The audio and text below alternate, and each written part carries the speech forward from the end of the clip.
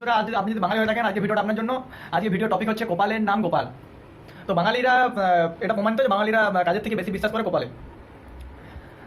যদি কেউ চাকরি পাচ্ছে না তাকে বলা হবে তো কপালের দোষে চাকরি পাচ্ছে না, তোর মধ্যে এত ট্যালেন্ট তুই চাকরি পাচ্ছিস না, কিন্তু সে তার মধ্যে যে কিছু নেই, সে পড়াশোনা একদম বেকার, তাকে ওই জন্য কাজে নাম হচ্ছে না, সেটাকে দেখবে না, তো কপালে নেই সেই জন্য তুই চাকরি পাচ্ছিস না, এত ভালো ছেলে। যাই হোক, হ্যাঁ লাভলা লাভলা লাভলা এরকম বলবে। কোনো মেয়ের ব্রেকআপ হয়ে গেছে, সে মেয়েটি তার মায়ের কাছে এসে কাঁদছে, তাকে জাস্ট একটাই কথা বলবে, মা কাঁদিস না, দেখ ওই ছেলেটা তোর কপালে ছিল না, তোর জন্য ভালো না, তোর কপালে ছিল না, ওকে ভুলে যা। কিন্তু কেন যে ব্রেকআপ হয়েছে, মেয়েটার কি দোষ ছিল কি না, ছেলেটার দোষ ছিল না, সেটা দেখবে না, সব দোষ বেড়ে যাবে কপালে। কোনো ইঞ্জিনিয়ারিং বা ম্যানেজমেন্ট কলেজে ভর্তি হয়েছেন, আপনাকে যখন ভর্তি করা হবে তখন আপনাকে বলা হবে হ্যাঁ ভর্তি হয়ে যাও, আমাদের কলেজে প্রচুর স্কোপ, জাস্ট একটি বছর তুমি পার করবে, তোমাকে জব হাতে ধরে দেওয়া হবে। ঠিক আছে, 1 বছর আপনি পড়লেন, 3 বছর পেরিয়ে গেল আপনার, 1 বছর তো দূরে যায়, 3 বছর আগে 4 বছর হয়ে গেল, 4 বছর পরেও আপনাকে জব দেওয়া হচ্ছে না। আপনি কলেজকে বলবেন আপনারা বলেছিলেন স্কোপ আছে, কিন্তু এখনো পর্যন্ত আমি কোনো জব পেলাম না। তখন কলেজের লোক আপনাকে জাস্ট একটাই কথা বলবে, আরে তোমার সিভি তো আমরা পাঠিয়ে দিয়েছি, এবার তোমার কপালে যা আছে। আরে না না না না না না না, আমাকে এটা বোঝাও, যদি আমার সব কপালে থাকবে তো প্রথমে কি জন্য আমাকে বলা হয়েছিল যে প্রচুর স্কোপ, তখন তো বলতে তোমার কপালে থাকলে জব হবে না, হবে না। আমি সারাদিন কপালে করতাম, এই কপাল বাবা আমাকে জব দিয়ে দাও। তখন আপনি জাস্ট একটাই বলবেন যে দেখুন আপনার একটু ব্যবস্থা করুন, আমাদের হাতে আর কিছু নেই, তুমি দেখো যদি নিজে চেষ্টা করো, তখন আপনার শুধু একটাই কথা মনে পড়বে।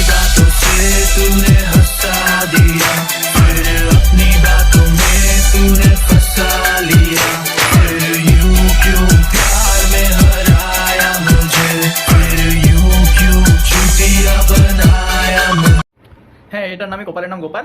তো যাই হোক, ওই রকমই কপালের নাম গোপাল নিয়ে একটা স্টোরি আজ আপনাদের সামনে তুলে ধরবো, পোচাদার স্টোরি। তো চলুন শুরু করা যাক। তো পোচাদার এখন মরার টাইম হয়ে গেছে, মরু যদিও কম বয়স, মরার টাইম হয়ে গেছে, রাতে তার হার্টফেল হবে, সেই জন্য যমরাজ তাকে রাত্রে নিতে আসবে। যাই হোক, রাত 1টা বাজছে, যমরাজ এসে হাজির। তো পোচাদার এখন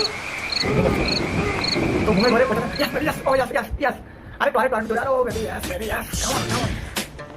যমরাজ যা সেটা শুনে ওবার সেটা কি হচ্ছে। যাই হোক, যমরাজ পোচাকে পোচা পোচাদার রেখে রেখেছে, কে আবার পোচাদার স্বপ্নে তার গার্লফ্রেন্ডের সঙ্গে ব্যাপার করছে। যাই হোক, যমরাজের ডাকে যখন যমরাজ দেখলো সাড়া দিচ্ছে না, তখন যমরাজ তার কাছে গিয়ে তাকে হেরিয়ে পোচা উঠ কে আমার চুরি করতে এসছিস? আরে আমি চুরি করতে আসিনি, আমি জম। তুই জম হচ্ছে, যাই হোক আমার দিলি তো আমার ঘুমটা মাটি করে, এতদিন পর রুম ডেটে কিছু রাজি করেছিলাম গার্লফ্রেন্ডকে, জাস্ট মুখ পর্যন্ত এসেছিল, পূর্ণিমা জানতে দেখতে একটু বাকি ছিল, তুই দিলি তো তার মধ্যে আমার অবস্থা রাখ করে হতো ছাড়া, এই বলে পোচাদা জমকে তাড়তে শুরু করলো। তো জম বলছে আমি জম, তুই আমাকে তাড়ছিস? হ্যাঁ রে, তুই কি কোম্পানির মালকা ভাই? এই দুটো সঙ্গে পোশাক পরে জম সেজে পরে আমাকে বলছিস তুই জম? আরে বাবা, আমার বাবা এরকম করে, জানিস আমার বাবা এরকম করে, মালকে চলে আসে দিয়ে বলেন কলকাতা মেয়ে। তো তুই তো মানে একটু বেশি লেভেলের মালটা খেয়েছিস, তো মালটার নাম কি? তো জম তো এটা দেখে অবাক হয়ে গেল যে তাকে এরকম বলছে। তো জম বলছে আরে আমি মাল খেয়ে এসেছি, তোমাকে এত বড় কথা হতো, আমি জম, আমি তোকে নিতে এসেছি। আচ্ছা, আমাকে নিতে এসেছিস তুই? তো এই বলে পোচাদার সঙ্গে জমের বিরাট তর্কি। তারপরে পোচাদা বললো তুই যদি জম হস কিছু প্রমাণ দেখি কেমন তুই জম। পোচাদা খাটটা এসে বসলো, জমরাজ খাটটাকে উপর দিকে তুলে দিল। পোচাদা জাস্ট কিছুক্ষণ এমনি স্তব্ধ। প্রভু আমাকে মাফ করে দে, আমি বুঝতে পারিনি আপনি জম। এই তোদের এই মানুষদের এটাই খুব দোষ, জানিস, যতক্ষণ কোনো প্রমাণ দেখে তোরা কোনো বিশ্বাস করিস না। শোন, ঠিক আছে, যা হয়েছে চ, তোকে আমি নিতে এসেছি, তোর মোড়া দিন চলে এসছে। হ্যাঁ রে, তোকে নিতে আজকে নিয়ে যেতে হবে প্রভু, আরো যারা আছে তাদেরকে নিয়ে যান, আমাকে রাখতে নিয়ে যাবেন। কোন নামটা প্রথমে আছে তোকে নিয়ে যাবে। আচ্ছা ঠিক আছে প্রভু, আমি তাহলে রেডি হইনি। আরে রেডি কি হবে, আমি তোকে সেজে বুঝে নিচে মতো রাত্রে নিয়ে চলে। আরে প্রভু একটু বসুন, আপনি আমার ঘরে এসেছেন প্রথম, আপনি একটু বসুন, চাটা খান। তো জম দেখছে, যাই হোক অনেকটা কথা তো যেতে হবে, একটু চাল খেয়ে যায়, মরার আগে ইচ্ছেটা ইয়ার পূরণ হয়ে যাক। তো যাই হোক, পোচাদা এই বলে চা করতে গেল, পোচাদা চায়ে ঘুমের ওষুধ মিশিয়ে দিল। চাটা জমরাজ ছিল, জমরাজ চাটা খাওয়ার পরে জমরাজ তো ঘুমিয়ে গেছে পুরো। বাস তখন পোচাদা জমরাজের কাছ থেকে ওই লিস্টটা নিয়ে পরে তার নামটা প্রথমে থেকে কেটে পরে লাস্টে নামটা লিখে দিল।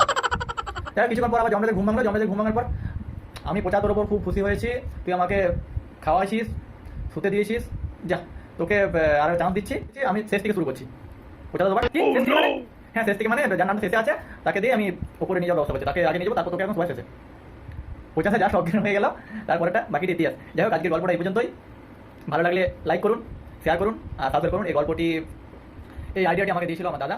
যাই হোক, ভালো লাগলে শেয়ার করুন। Thank you.